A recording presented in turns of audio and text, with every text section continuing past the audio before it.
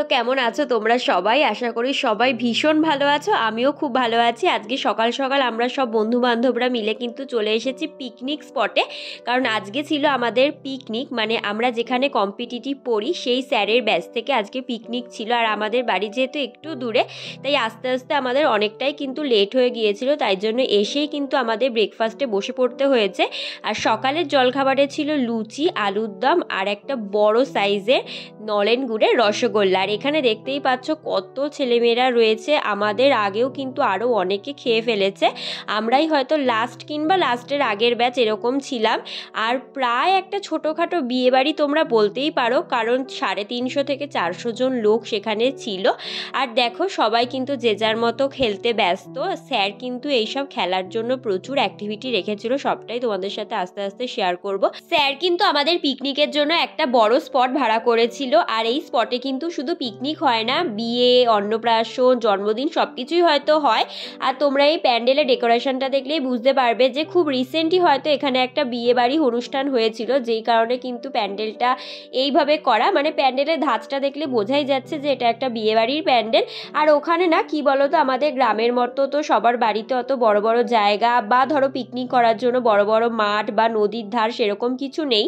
তাই সবটাই কিন্তু কোনো একটা বড় স্পট ভাড়া করে ওদেরকে করতে হয়। শহরের দিকে তোমরা যারা থাকো তারা তো অবশ্যই এই সিচুয়েশনটা জানবে।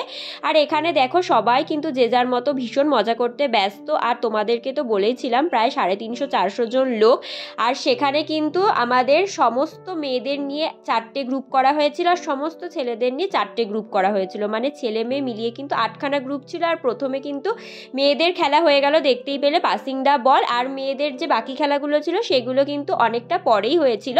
তাই প্রথমে ছেলেদের যে 3টে খেলা ছিল সবগুলো একেবারে হয়ে যাচ্ছিল। এখানে দেখো মেমারি টেস্ট হচ্ছে, মানে 10টা নাম বলে দেওয়া হয়েছিল।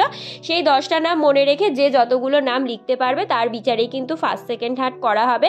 আর এখানে দেখতে পাচ্ছ সব ছেলেরা লাইন দিয়ে দাঁড়িয়ে রয়েছে। এটা হচ্ছে ওদের অঙ্ক দৌড় হবে। আমাদেরও অঙ্ক দৌড় ছিল, কিন্তু আমরা স্যারকে অনেক রিকোয়েস্ট করে সেটা পাল্টিয়ে আমরা মিউজিক্যাল চেয়ার করে নিয়েছিলাম। আর যেহেতু ছেলেরা এখানে খেলছিল আর আমরা মেয়েরা ওদিকে লাঞ্চটা সেরে ফেলেছিলাম, আমাদের লাঞ্চের মেনুতে ছিল ডিমের ডেভিল, স্যালাড, কাসুন্দি, আর ছিল ফ্রাইড রাইস, আর ছিল চিকেন কষা। চিকেন কষাটা কিন্তু ভীষণ সুন্দর খেতে হয়েছিল। এরপরে যা যা থাকে, চাটনি ছিল, পাঁপড় ছিল, চাটনিটা আমার ভীষণ ভালো লেগেছিল। আর শেষ পাতে কিন্তু ছিল একটা কর্নেটো আইসক্রিম আর একটা কিন্তু পাস, যদিও আমার পাস খেতে খুব একটা ভালো লাগে না। খাওয়া দাওয়া শেষে কিন্তু খুব একটা মিষ্টি পরির সাথে আমাদের দেখা হয়ে গেছে। ওটা হলো আমাদের ওখানকারই একটা দিদির মেয়ে, ভীষণ কিউট ছিল। আর খাওয়া দাওয়ার পর কিন্তু এখানে মেয়েদের খেলাগুলো স্টার্ট হয়েছে।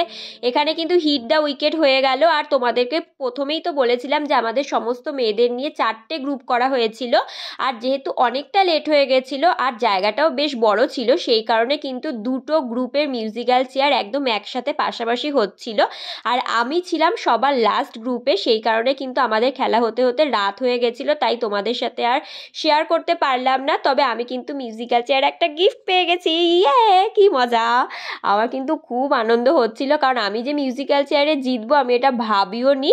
আমি থার্ড পজিশন পেয়েছিলাম। যাই হোক, একটা পজিশন পেলেই হলো, সবই আনন্দ। আর এখানে কিন্তু আমাদের ওখানেরই একটা স্যার আমাদেরকে মেডেলগুলো পরিয়ে দিল। আর আমরা 3জন যেহেতু পজিশন পেয়েছি তাই ফটো সেশন তো বানতা হে, তাই এখানে কিন্তু একটুখানি ছবি তোলা হলো। আর এখন আমরা সবাই রওনা দিয়েছি বাড়ির দিকে। অনেকটাই বেশ রাত হয়ে গেছিল, তোমরা দেখতেই পাচ্ছ যে যার বাড়ির দিকে এখন রওনা হয়েছে। এখন চলো তাহলে বাড়ি যাওয়া যাক।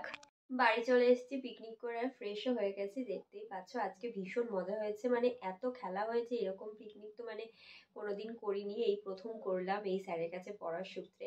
তো তোমাদের কেমন লাগলো বা কে কে এই ধরনের পিকনিক করেছো অবশ্যই কিন্তু কমেন্ট করে জানিও।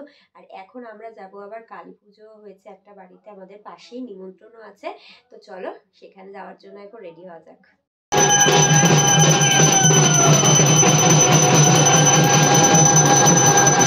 এখন কিন্তু মায়ের আরতি হচ্ছিল। আর 108টা করে যে প্রদীপগুলো থাকে সেই প্রদীপগুলো কিন্তু জ্বালানো হচ্ছিল। আমরা বেশ খানিকক্ষণ মায়ের কাছে দাঁড়িয়েছিলাম, কারণ মায়ের আরতি দেখছিলাম। তারপর মাকে প্রণাম করে এখন চলে এসেছি খাওয়ার টেবিলে। আর খাওয়ার মেনুতে ছিল খিচুড়ি, বেগুনি, পাঁচমিশালি তরকারি, কাশ্মীরি আলুর দম, চাটনি, পাঁপড়, আর ছিল রসগোল্লা।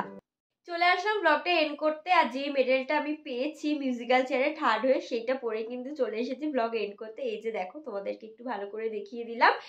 তো আমার এই ব্লগটা কেমন লাগলো অবশ্যই কিন্তু কমেন্ট করে জানাবে। ভালো লাগলে কিন্তু আমার চ্যানেলটা সাবস্ক্রাইব করতে ভুলো না, ভিডিওতে লাইক করো, কমেন্ট করো, শেয়ার করো। তো আবার দেখা হবে তোমাদের সাথে খুব শীঘ্রই একটা নতুন ভিডিওর সাথে। তো আজকের মতো সবাইকে টাটা।